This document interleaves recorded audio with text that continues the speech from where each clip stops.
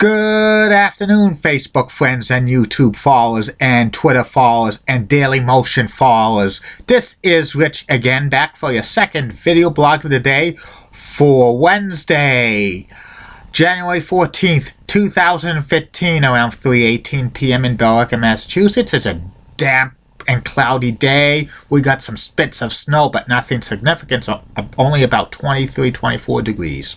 Some news to report. Oregon quarterback Marcus Mariota, who won the 2014 Heisman Trophy, has declared for the 2015 NFL Draft. He's projected to be the number one pick. Also, the NHL has announced its captains for the 2015 All-Star Game next weekend in Columbus, Ohio. Nick Foligno of the Blue Jackets and Jonathan Toews of the Blackhawks have been named captains. And also, reruns of Miami Vice are coming to Cozy TV in March. And also, 39 years ago today was the classic TV show The Bionic Woman made its debut on ABC.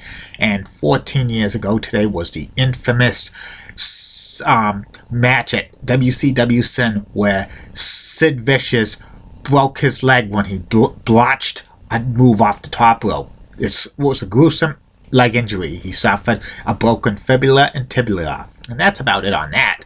My next subject is my review on the 1990 WWE Royal Rumble from Orlando, Florida at the Orlando Arena. Orlando is Julie Broughton country. And this was the third WWE Royal Rumble, the second on pay-per-view, and this was a kind of a decent card. The announcers for the 1990 Royal Rumble was Tony Schiavone and Jesse the Body Ventura. This was the last time Tony Schiavone would call a WWE pay-per-view before he returned to WCW. And here's the card. The dark match, which was just seen to the fans in the Orlando Arena. Paul Roma beat the Brooklyn Brawler in the dark match. It was just a typical dark match to warm up the crowd. And then the pay-per-view card for the 1990 Royal Rumble, it goes as follows. The first match were the Bushwhackers. Whoa! Yeah! Luke and Butch facing off against the fabulous Rougeau brothers, Jacques and Raymond Rougeau, managed by the mouth of the South, Jimmy Hart. This was basically a typical tag team match with the Bushwhackers and the Rougeau brothers back and forth.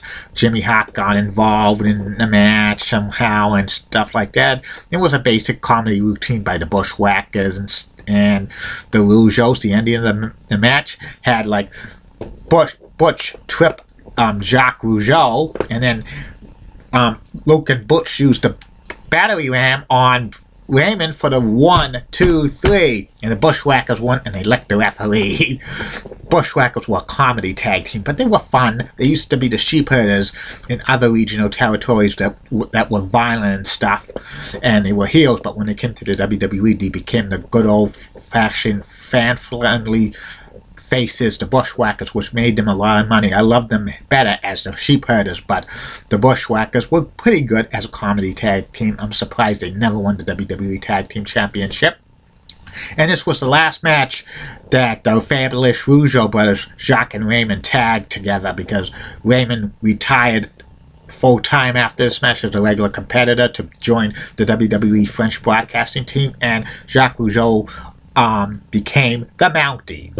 The second match on the 1990 Royal Rumble pay-per-view was Brutus the Barber Beefcake against the genius Lanny Poffo. Lanny Poffo at this time was the advisor to Mr. Perfect, and this was a typical match between Brutus and the genius, back and forth, until the referee takes a bump, gets knocked out, and then the Barber puts the genius in the sleeper hole, and the genius is put to sleep. He's out. The referee's knocked out cold. So Brutus the Barber Beefcake starts cutting the hair of the Genius. But Mr. Perfect comes in and interferes and starts beating up the Barber with a chair and stuff, and then had several of the referees and suits come up, and the referee called this match a double disqualification. This match was to set up for WrestleMania 6 between Mr. Perfect and Brutus the Barber Beefcake.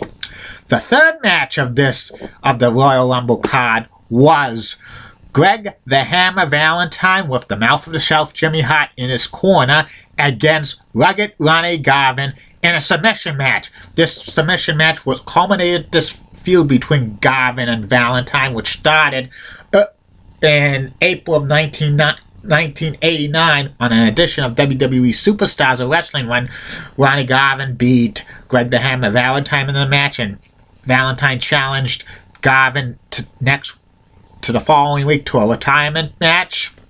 And if Garvin lost, he would retire. If Valentine lost, he would retire. Garvin lost, and Garvin became a referee, but he was a face referee, siding with faces and continuing that feud with Greg the Hammer Valentine until he got suspended as a referee and got reinstated as a wrestler. This was basically kind of a mid-card feud with Valentine and Garvin, who weren't doing anything much in the WWE at the time. And also, like Greg the Hammer Valentine had a shin guard protection just to heal an old heel injury, but that was used to add leverage to figure four leg lock, kind of like the latter day Bob Orton forearm angle and stuff like that. And Garvin got a protection for him for that, and the only way to win this match was to submit. And this was kind of a basic back and forth match. There were a lot of pinfalls attempts, but the referee told both Garvin and Valentine pinfalls do not count in submission matches. And the ending of the match was pretty good when Garvin hit Valentine with his own shin guard, knocking him out cold, and Garvin puts Valentine in the sharpshooter, and Valentine's out. He submits. So this was a decent match. And the fourth match was the Big Boss Man with Slick in his corner against Hacksaw Jim Duggan. Ho! And this match was a basically typical Duggan match. A lot of brawling, a lot of stuff like that. Duggan won this match by disqualification because Slick threw the Big Boss Man the nightstick, but the referee caught him, and then there were cheers and stuff like that. And then the fifth and final match of the night, the main event, was the 1990 Royal Rumble. And it started off with the $1 Million Man, Ted DiBiase, drawing number 1. This was punishment because he bought number 30 in 1989's Royal Rumble, and so as a consequence, he drew number 1. And then Coco Beware drew number 2. Then Ted DiBiase threw Coco Beware out, and then Marty Jannetty came in at number 2, and he threw Marty Jannetty out as well. And then Jake the Snake Roberts came in at number 3. And then the wrestlers started coming in and getting thrown out.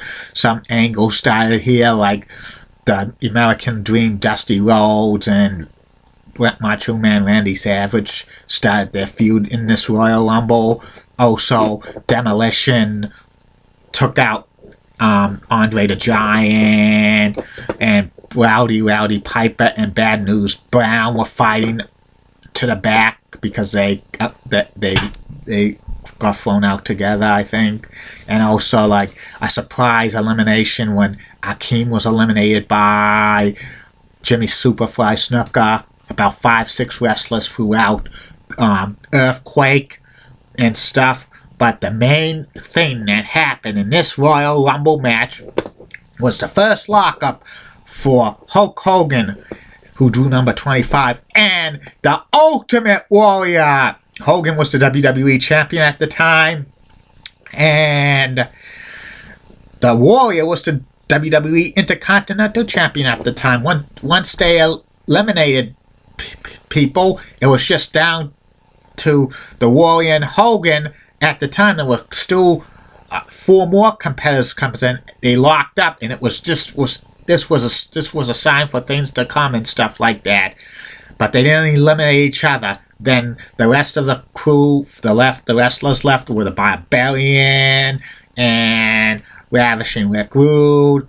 Hogan accidentally eliminated the Warrior, and the Warrior attacks all of the wrestlers left. Then Hercules and Mr. Perfect round out the field, and they were the final 5 wrestlers in. And the last wrestler to be eliminated was Mr. Perfect, who was thrown out by Hulk Hogan, and Hulk Hogan won this Royal Rumble, but it was kind of, he didn't need to win this. It was kind of pointless for Hogan winning the Royal Rumble in 1990.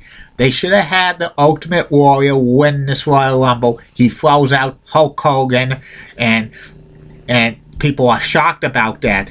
Didn't think the WWE wanted Warrior to eliminate Hogan because Hogan was the #1 face, and they did not want some other face being cheered big time instead of Hogan if they faced off against Hogan. They were afraid of that even in 1990. But I think this was to start the build up to WrestleMania 6 and stuff like that with Hogan and Warrior. And an interesting fact about this Royal Rumble, Ted DiBiase lasted over 40 minutes in the ring. He was the first wrestler in the Royal Rumble, any Royal Rumble, to be in there at least 30 minutes, because the first 2 ones were like Bret the Hitman Hart. He was in there for 25 minutes. In the 1989 Royal Rumble, Mr. Perfect was in there for 27 minutes before he got eliminated, but Ted DiBiase was the first wrestler to be in the Royal Rumble for 30 minutes before being eliminated. He's clocked in at over 40 minutes. And also, this was the only WWE Royal Rumble to have all the champions, the WWE World Champion, the WWE Intercontinental Champion, and the WWE Tag Team Champions all in the Royal Rumble. And that's the only time that's ever has happened. It's probably the only time it's ever going to happen, because the WWE Champion never goes in the Royal Rumble. What I thought about this Royal Rumble, it was okay. The matches before the Royal Rumble wasn't anything to write home about, but it was a solid thing. The only match that was kind of very, very, very solid, in my opinion, that was kind of a classic, was the submission match between Greg the Hammer Valentine and Rugged Ronnie Garvin. I think that was a decent submission match. I wouldn't put it in the top 10, but it was a decent one. And you got the other things with like the Bushwhackers comedy act and something to set up the match between Perfect and Beefcake at WrestleMania 6, and also you got it with also the Duggan and stuff like that. And the Royal Rumble match was okay, but they should have went with the Ultimate Warrior winning this one instead of Hulk Hogan.